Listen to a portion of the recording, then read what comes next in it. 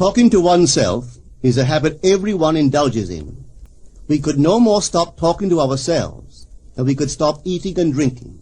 All that we can do is control the nature and the direction of our inner conversations.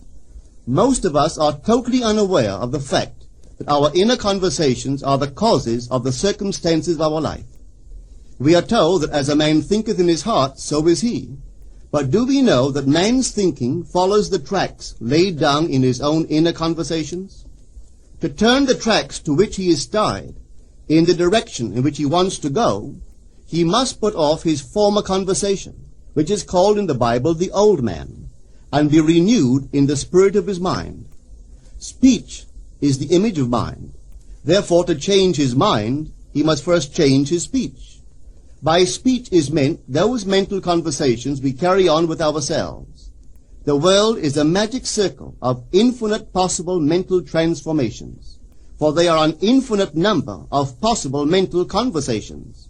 When man discovers the creative power of inner talking, he will realize his function and his mission in life. Then he can act to a purpose. Without such knowledge, he acts unconsciously. Everything is a manifestation of the mental conversations which go on in us without our being aware of them. But as civilized beings, we must become aware of them and act with a purpose. A man's mental conversations attracts his life. As long as there is no change in his inner talking, the personal history of the man remains the same. To attempt to change the world before we change our inner talking is the struggle against the very nature of things. Man can go round and round in the same circle of disappointments and misfortunes, not seeing them as caused by his own negative inner talking, but as caused by others. This may seem far-fetched, but it is a matter which lends itself to research and experiment. The formula the chemist illustrates is not more certainly provable than the formula of this science by which words are clothed in objective reality. One day a girl told me of her difficulties in working with her employer. She was convinced that he unjustly criticized and rejected her very best efforts. Upon hearing her story, I explained that if she thought him unfair, it was a sure sign that she herself was in need of a new conversation piece. There was no doubt but that she was mentally arguing with her employer, for others only echo that which we whisper to them in secret. She confessed that she argued with him mentally all day long. When she realized what she had been doing, she agreed to change her inner conversations with her employer. She imagined that he had congratulated her on her fine work, and that she, in turn, had thanked him for his praise and kindness. To her great delight, she soon discovered that her own attitude was the cause of all that befell her. The behavior of her employer reversed itself. It echoed, as it had always done, her mental conversations with him. I rarely see a person alone without wondering to what conversation piece is he tied. On what mysterious track is he walking? We must begin to take life consciously, for the solution of all problems lies just in this. The second man, the Lord from heaven in all of us, is trying to become self-conscious in the body, that he may be about his Father's business. What are his labors? To imitate his Father, to become master of the Word, master of his inner talking, that he may mold this world of ours into a likeness with the kingdom of love. The prophet said, "Be ye imitators of God as dear children." How would I imitate God? Well, we are told that God calls things that are not seen as though they were seen, and the unseen become seen. This is the way the girl called forth praise and kindness from her employer. She carried on an imaginary conversation with her employer from the premise that he had praised her work, and he did. Our inner conversations represent in various ways the world we live in. Our individual worlds are self-revelations of our own inner speech. We are told that every idle word that men shall speak, they shall give account thereof.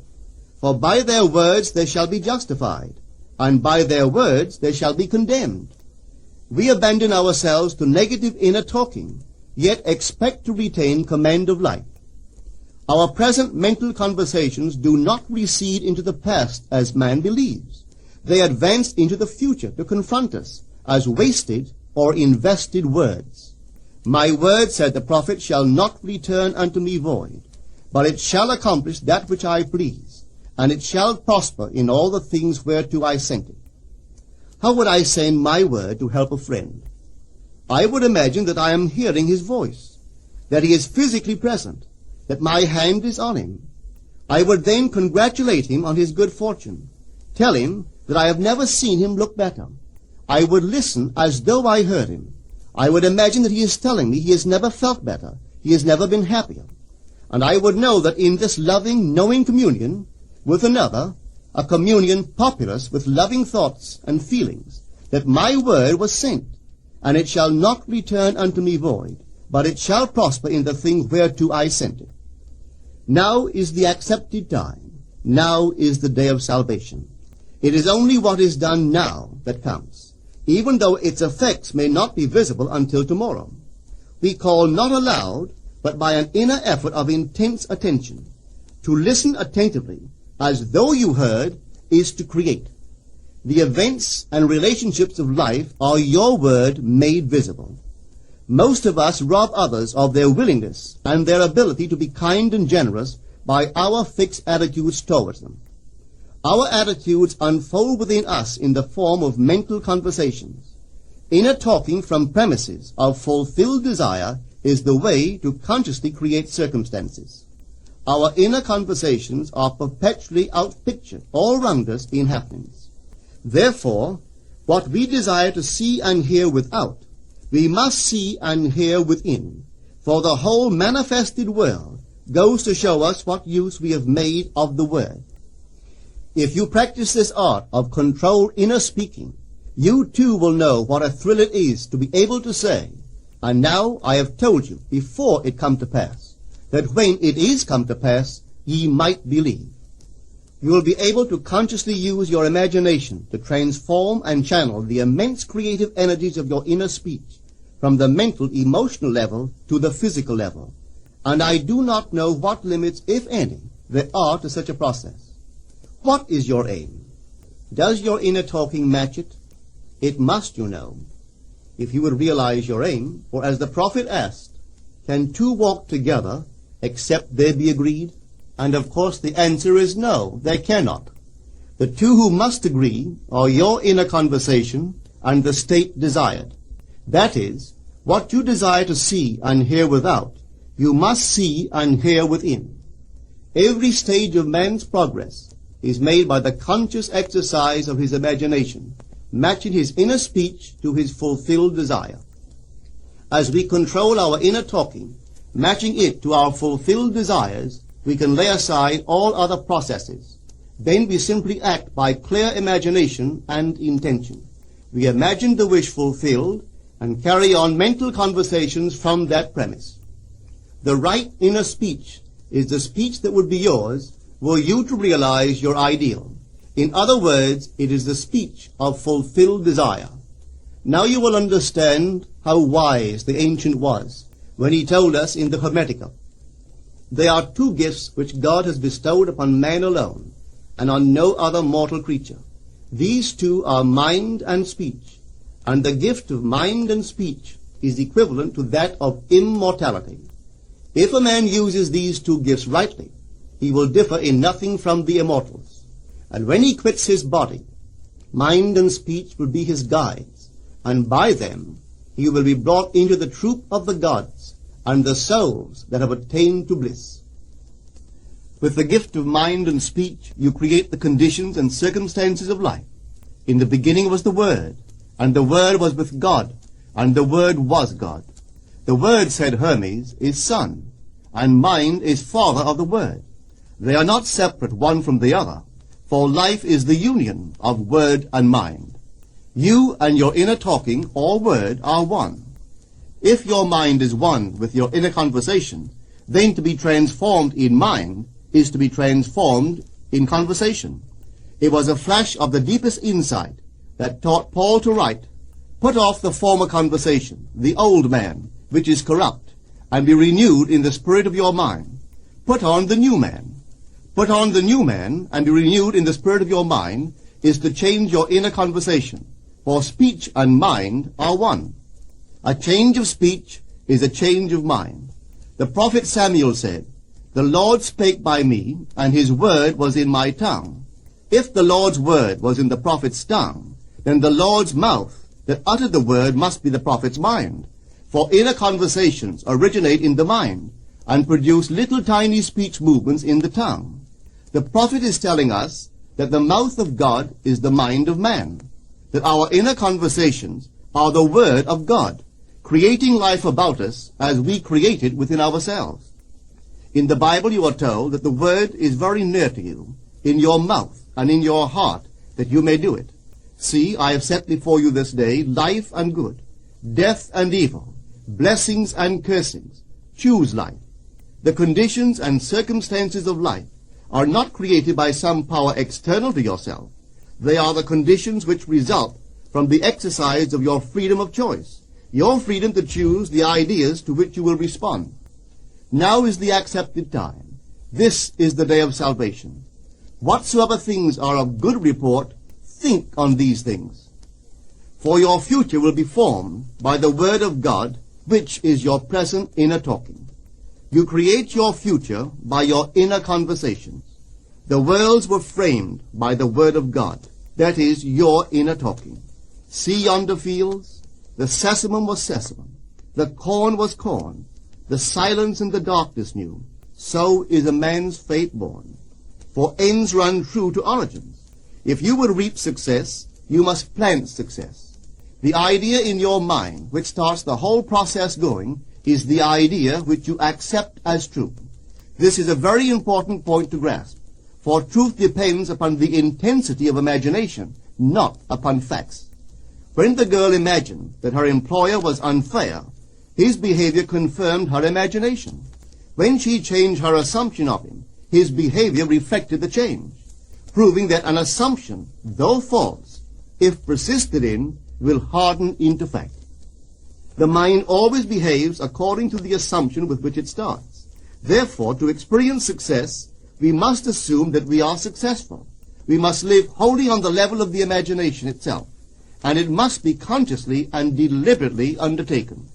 It does not matter if, at the present moment, external facts deny the truth of your assumption. If you persist in your assumption, it will become a fact. Signs follow. They do not precede.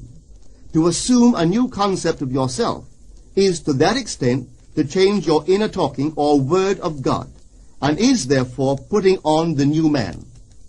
Our inner talking, though unheard by others, is more productive of future conditions than all the audible promises and threats of men.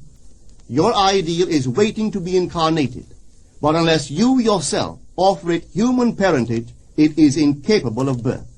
You must define the person you wish to be, and then assume the feeling of your wish fulfilled, in faith that that assumption will find expression through you. The true test of religion is in its use, but men have made it a thing to defend. It is to you that the words are spoken. Blessed is she that believed, for there shall be an accomplishment of those things which are spoken unto her from the Lord. Test it, try it. Conceive yourself to be one that you want to be, and remain faithful to that conception.